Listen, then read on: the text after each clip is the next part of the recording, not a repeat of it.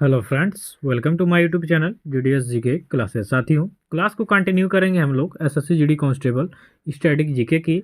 अब हमने एक और भी क्लास को लॉन्च कर दिया है, आरआरबी एनटीपीसी और आपके लिए आरपीएफ कांस्टेबल के लिए। तो सेट नंबर 1 दिया जा चुका है, आज आपको सेट नंबर 2 मिलेगा, जो काफ़ी बेहतरीन क्वेश्चनों से भरा हुआ ये सीरीज होगी। ठीक है, तो चलिए वीडियो क्लास तक बने रहिएगा। वीडियो पसंद आए तो लाइक कमेंट शेयर करिएगा, चैनल को सपोर्ट करिएगा। फर्स्ट क्वेश्चन से हम स्टार्ट करेंगे। विश्व में मैदानों का सर्वाधिक विस्तार किस महाद्वीप में पाया जाता है? तो ये आप देखेंगे तो यूरोप का हो जाएगा, ऑप्शन नंबर ए इसका राइट आंसर हो जाएगा। तो विश्व में मैदानों का सर्वाधिक विस्तार आपके यूरोप महाद्वीप में पाया जाता है। इसके बाद आपका नेक्स्ट क्वेश्चन है, मदर टेरेसा के बाद किस भारतीय ने नोबेल शांति पुरस्कार जीता? देखिए, भारत में नोबेल पुरस्कार सबसे पहले 1913 में साहित्य के क्षेत्र में मिला था, जिनका नाम था रविन्द्रनाथ टैगोर। इनके कृति थी गीतांजलि। ठीक है, गीतांजलि पे इनको रविन्द्रनाथ टैगोर को 1913 में एशिया में सबसे पहले ऐसे व्यक्ति थे रविन्द्रनाथ टैगोर जी, जिनको नोबेल पुरस्कार से सम्मानित किया गया था 1913 में। ठीक है, 1913 में। और इसके बाद शांति के क्षेत्र में मदर टेरेसा को सबसे पहली बार मिला था। उसके बाद दूसरी बार भारत में शांति के लिए मिला था कैलाश सत्यार्थी को।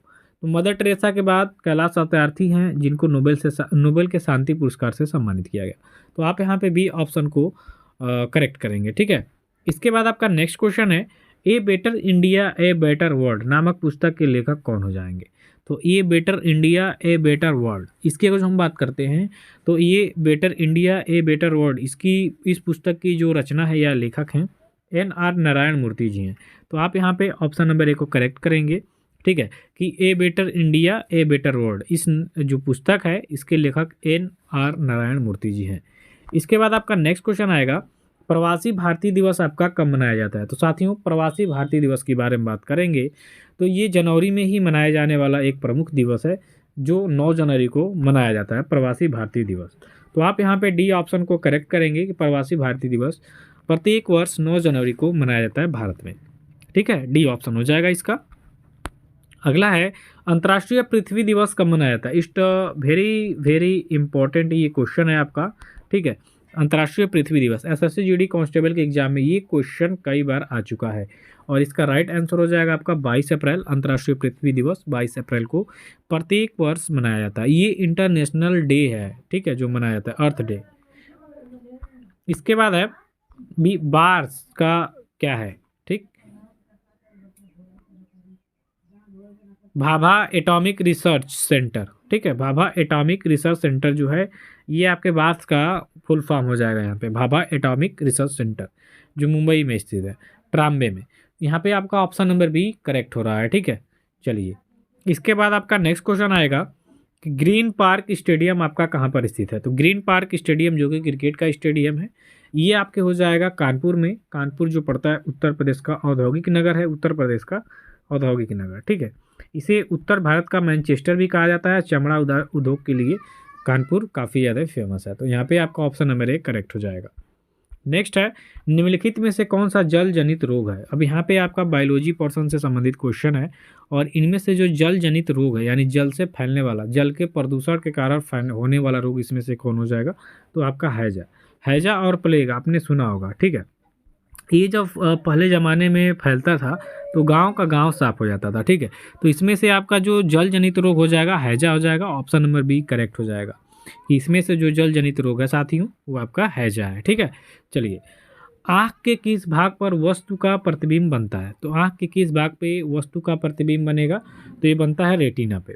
ठीक है, रेटिना पे वस्तु का प्रतिबिंब बनता है। तो आप यहाँ पे ऑप्शन नंबर सी को करेक्ट करिएगा कि आँख का जो रेटिना भाग है इस पे वस्तु का प्रतिबिंब बनता है। तो सी ऑप्शन यहाँ पे आप क्या करेंगे? करेक्ट करेंगे। ठीक है, इसके बाद आप देखिए, कृत्रिम गर्भाधान के लिए बैलों के वीर्य को रखा जाता है। तो जो हम गांव में बोलते हैं सीमन चढ़ाने के लिए, ठीक है, जानवरों में, तो जो बैलों के वीर्य को रखा जाता है वो रखा जाता है द्रव नाइट्रोजन में। किस में रखा जाता है? द्रव नाइट्रोजन में। कृत्रिम गर्भाधान के लिए बैलों के स्पर्म को द्रव नाइट्रोजन यानी लिक्विड नाइट्रोजन में रखा जाता है। अब देखे होंगे कहीं कहीं कि जब वो निकालते हैं उसमें से भाप टाइप का निकलता है। ठीक है, जो सीमन होता है, ठीक, वो जिस बॉटल में से निकाला जाता है उसमें से भाप टाइप का निकला रहता है, ठीक है। तो कृत्रिम गर्भाधान के लिए बैलों के स्पर्म को द्रव नाइट्रोजन में रखा जाता है, डी ऑप्शन करेक्ट हो जाएगा। इसके बाद है निम्नलिखित में से कौन सा कमरे के तापमान पर द्रव रूप में है। तो इसमें से आपको बताना है कि कमरे के तापमान में लिक्विड रूप में आपको रहेगा, तो इसमें से क्या हो जाएगा आपका, तो इसका राइट आंसर हो जाएगा फ्रेंसियम। ऑप्शन नंबर सी इस क्वेश्चन का राइट आंसर हो जाएगा। इसके बाद आपका है 1 डेका लीटर में कितना लीटर हो जाएगा। तो 1 डेका लीटर, अब इसको आप देखेंगे तो 10,000 लीटर की तरफ जाएंगे, लेकिन नहीं, 1 डेका लीटर में होता है भैया ओनली 10 लीटर। याद रखिएगा, ये काफ़ी इंपॉर्टेंट है। गांव में अपना थोड़ा सा एटीट्यूड बनाने के लिए ऐसा क्वेश्चन पूछ सकते हैं जो अगल बगल के पढ़ रहे हैं कि भैया 1 डेका लीटर में कितना लीटर होता है, ठीक है। तो थोड़ा सा आपका रुतबा ऊँचा रहेगा, है ना। थोड़ा गाँव में होता है ना, माहौल बनाया जाता है, 2-4 क्वेश्चन पूछ के सामने वाले से नहीं बताएंगे और आप बता देंगे तो एकदम आपका हवा टाइट हो जाता है, मतलब एकदम आप टॉप लेवल में आ जाते हैं, है कि नहीं। तो गांव में होता है भाई। जैसे हम लोग क्या करते हैं कि हम जैसे बच्चों के बीच में जाते हैं तो उन लोगों से क्वेश्चन करते हैं, नहीं बताते हैं तो थोड़ा हम तो मतलब उन लोगों को और बताते हैं, ठीक। लेकिन यहाँ 1 डेका लीटर में 10 लीटर होता है, आपका डी ऑप्शन करेक्ट होगा।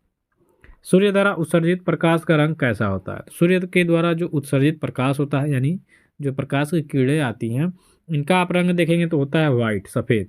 लेकिन उसमें अशुद्धियाँ जब मिल जाती हैं तो हमको कैसा दिखाई देता है, पीला दिखाई देता है, ठीक है। तो ये ऑप्शन इसका करेक्ट हो जाएगा।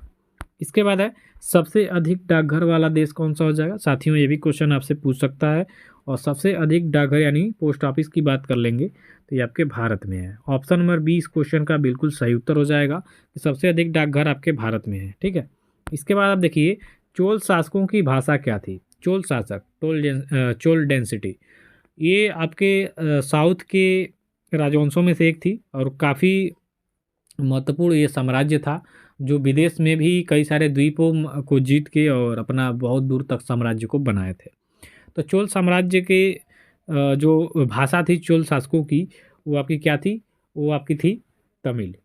ये ऑप्शन तमिल भी थी और संस्कृत भी थी, तो तमिल को हम यहाँ पे ज़्यादा तजव्वा देंगे, ये ऑप्शन करेक्ट हो जाएगा यहाँ पे। इसके बाद आप देखेंगे कि निम्नलिखित में से झारखंड की संथाल जनजाति द्वारा कौन सा नृत्य किया जाता है। तो झारखंड की संथाल जनजाति द्वारा जो नृत्य किया जाता है उसका इसमें हो जाएगा झीका दसाई। दशहरा से पहले कुछ दिन ये नृत्य किया जाता है संथाल जनजाति द्वारा झारखंड में, जिसका नाम है झीका दसाई। ऑप्शन नंबर डी इस क्वेश्चन का बिल्कुल करेक्ट आंसर हो जाएगा। इसके बाद अब आगे देखेंगे कि शंभू महाराज निम्नलिखित में से किस कथक घराने के प्रसिद्ध गुरु थे। शंभू महाराज की हम बात करेंगे तो ये आपके हो जाएंगे कहाँ के, लखनऊ घराने के कथक के प्रसिद्ध गुरु। ऑप्शन नंबर सी करेंगे।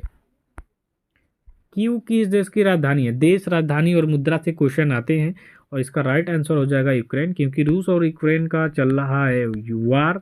तो यहाँ से क्वेश्चन देखिए, अगर जो रूस का पूछता है तो मॉस्को हो जाएगा ना, ठीक, और यूक्रेन का हो जाएगा कीव। इसके बाद है अंतिम मौर्य सम्राट के हत्या किसके द्वारा की गई थी। तो अंतिम मौर्य सम्राट कौन था ये भी जान लीजिए, बृहदर्थ था, ठीक। और इसकी हत्या किसके द्वारा की गई थी, तो इसी के सेनापति पुष्यमित्र शुंग के द्वारा। तो ये ऑप्शन इसका करेक्ट हो जाएगा। पुष्यमित्र शुंग आगे चल के शुंग वंश की स्थापना करेंगे, ये भी याद रखिएगा।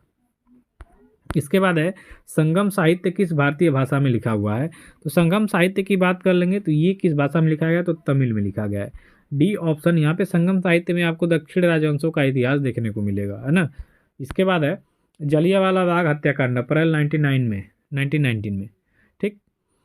जलियांवाला बाग हत्याकांड हुआ था पंजाब के अमृतसर में, ठीक। पंजाब स्टेट के अमृतसर में जलियांवाला बाग हत्याकांड हुआ था, जिसमें जनरल डायर ने गोलियां चलवाई थी निहत्थे भीड़ पे, जिसमें कई सौ लोग, हजार में मारे गए थे, ठीक है। तो ये ऑप्शन करेक्ट हो जाएगा। इसके बाद है आपका भारत के संविधान में कितनी अनुसूचियों का उल्लेख है भैया। तो भारत के संविधान में कुल 12 अनुसूचियों का उल्लेख है। आप यहाँ पे बी ऑप्शन को करेक्ट करेंगे।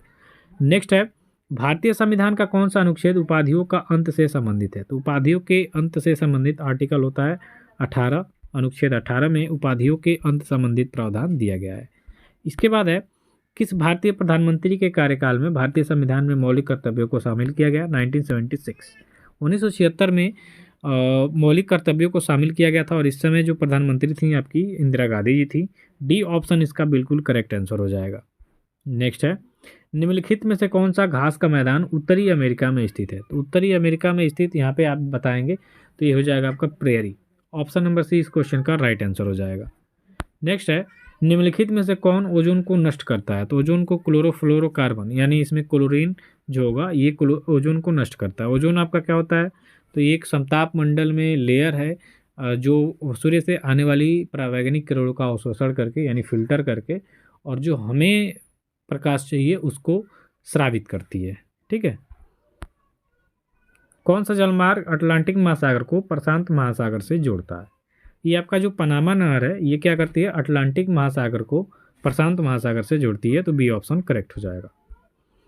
जनगणना 2011 के अनुसार भारत के किस राज्य में महिला साक्षरता दर सबसे कम है? सबसे कम हो जाएगा आपके राजस्थान में। महिला साक्षरता दर की बात हो रही है, टोटल नहीं, क्योंकि यहाँ पे 52 है, 52% 53% आपका बिहार तो ये दूसरे नंबर पे है। ठीक, सबसे कम में, तो राजस्थान इसका राइट आंसर हो जाएगा। निर्गम मूल्य क्या होता है भैया? तो निर्गम मूल्य होता है यह बाजार मूल्य से कम मूल्य है। जैसा हम लोग राशन लाते हैं राशन वाले दुकान से, सरकारी गल्ले की दुकान से, तो 30 रुपया गेहूँ अगर जो चल रहा है तो राशन की दुकान पे कितने रुपए का मिलेगा? 2 रुपये का, ठीक, या 3 रुपये का। तो यहाँ पे समझिए कि 30 रुपया बाजार में मिल रहा है, आपको सरकारी कोटे से 3 रुपया मिल रहा है। तो यही निर्गम मूल्य है कि सरकार अनाज खरीदती है किस रेट पे? 30 वाले रेट पे, ठीक। और फिर उसको जो गरीबी क्षेत्र है वहाँ पे इसको कम रेट में बेचती है, तो यही आपका निर्गम मूल्य होता है। तो ऑप्शन नंबर डी इस क्वेश्चन का राइट आंसर हो जाएगा।